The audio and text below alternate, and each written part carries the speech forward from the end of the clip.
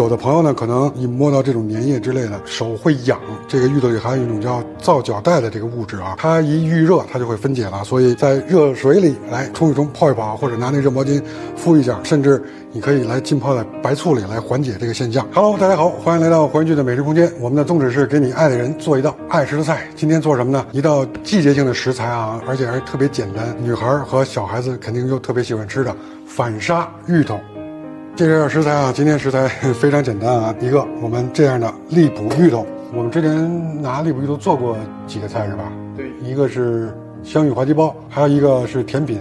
对，椰香金米露，我们去市场上买的这个芋头，我们上回还有朋友说买的是假的这个荔浦芋头，就是长得跟这个荔浦芋头差不多啊，但是它切开以后里面不是那种沙沙的那个感觉，就是感觉还是水分比较大，是不是？我们终于买到了正宗的荔浦芋头。你知道怎么分正宗的荔浦芋头吗？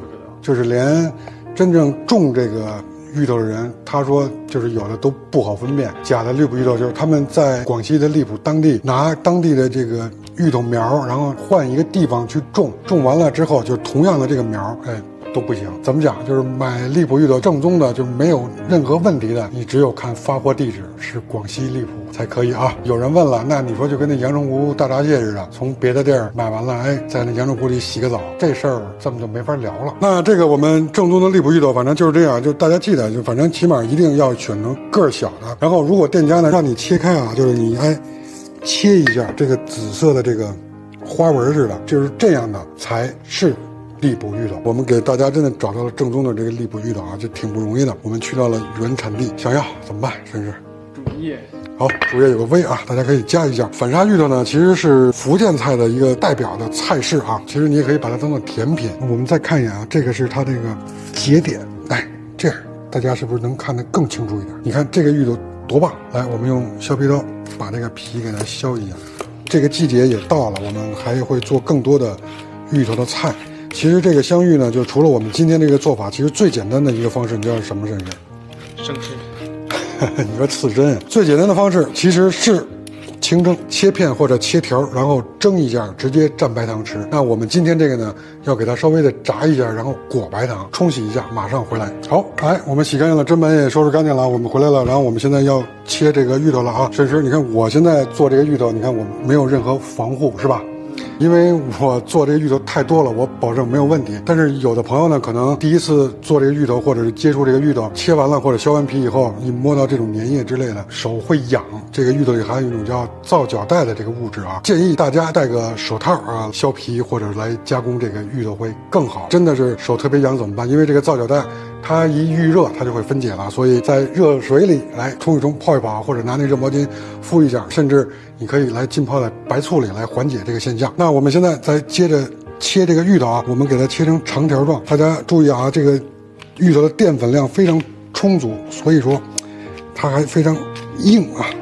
这稍微有一点瑕疵，是不是？这种小瑕疵正常现象。来，我们这也给它切，你看这个花纹多漂亮，甚至不错。这个小瑕疵呢，我们在切的过程当中来去解决它啊。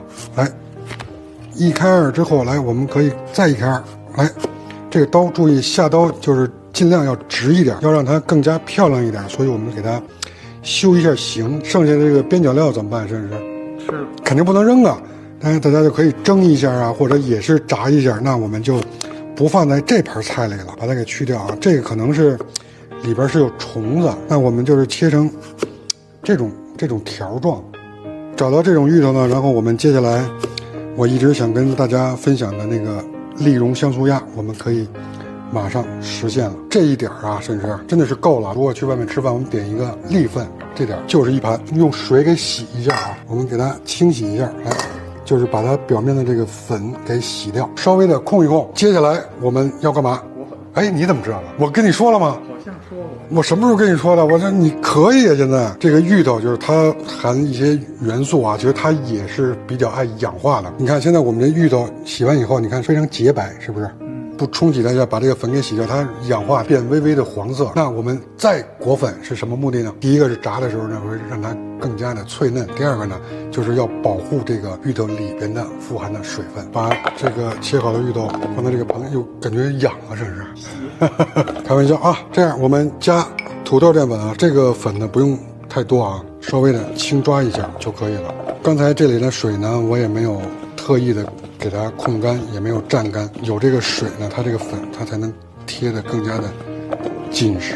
来看，就是这种状态，我们现在就可以开火炸了。好，来了啊，摄影师，现在我们把炒锅刷干净了啊，刷干净，烧热，锅热了，我们倒入植物油啊。这个油呢可以稍微的多一点啊，这个量呢基本上把这个芋头能给它浸没就可以了。炸这个反沙芋头的这个油的油温一定不能高，相对来说低温浸炸。这个芋头呢要炸到什么程度呢？就是不要让它表面金黄，表面还是这种白的颜色是最好的。反沙芋头到最后呢，我们炸完之后要裹白糖，然后上桌，雪白的那种感觉。而我们的那个香芋滑鸡包呢，其实我们就是要外面是金黄，然后里面还是嫩的那种感觉。我会把香芋滑鸡包和椰汁香芋西米露的那个视频嵌到我们这一集的视频里，大家要是有兴趣可以回看。现在这个油温上来一点了啊，5成热的时候，来我们把火关小，这个时候我们把芋头放进来啊，放进来就是可以这样起泡就可以。炸到什么程度呢？炸到就是真的是用筷子一戳，就是能戳到底了，那样就是可以了。但是一定要保证它